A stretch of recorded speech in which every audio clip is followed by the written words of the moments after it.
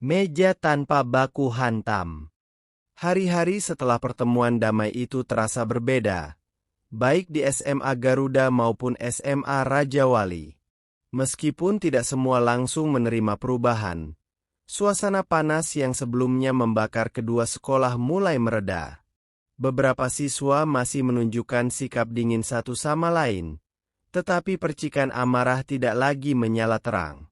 Riko dan Fadil, meski belum bisa disebut bersahabat, mulai membuka komunikasi secara perlahan.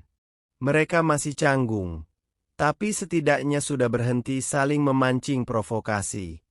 Dinas Pendidikan Kota Cempaka mengundang kedua sekolah untuk mengikuti program Dialog Pelajar Damai, sebuah inisiatif yang mengumpulkan perwakilan siswa dari berbagai sekolah untuk membahas cara mencegah kekerasan di lingkungan pelajar. Riko dan Fadil ditunjuk sebagai wakil dari sekolah masing-masing. Duduk di satu meja, mereka harus berdiskusi, bukan beradu otot. Disinilah untuk pertama kalinya, mereka benar-benar berbicara, bukan sebagai musuh, tapi sebagai dua remaja yang sama-sama lelah bertarung. Percakapan pertama mereka tidak langsung hangat. Awalnya penuh sindiran dan ejekan kecil. Namun ketika mereka diminta membuat presentasi bersama tentang dampak tawuran terhadap masa depan generasi muda, suasana berubah. Mereka mulai bekerja sama, membagi tugas, berdiskusi, bahkan tertawa kecil saat menyadari betapa bodohnya alasan tawuran yang dulu mereka bela mati-matian.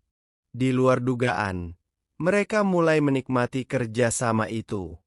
Ketika hari presentasi tiba, Riko dan Fadil berdiri di depan ratusan siswa dari berbagai sekolah dan menceritakan kisah mereka, bagaimana sebuah ejekan kecil berubah jadi tawuran besar, dan bagaimana luka yang ditinggalkan lebih dalam dari yang mereka bayangkan.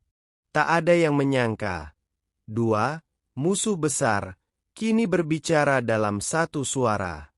Beberapa siswa terdiam, yang lain terlihat terinspirasi.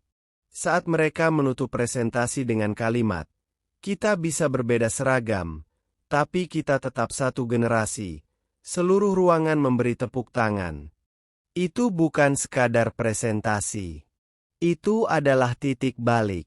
Setelah hari itu, Riko dan Fadil mulai dikenal bukan sebagai pemimpin geng, tapi sebagai pelopor perdamaian. Mereka diundang ke berbagai forum pelajar. Media lokal mewawancarai mereka, dan guru-guru pun mulai mempercayai mereka kembali. Dari meja yang dulunya jadi tempat perencanaan tawuran, kini mereka duduk berdampingan di meja yang sama, tanpa baku hantam, tanpa dendam. Bagaimanakah kelanjutan kisah ini? Lanjut part 5 ya teman-teman. Terima kasih.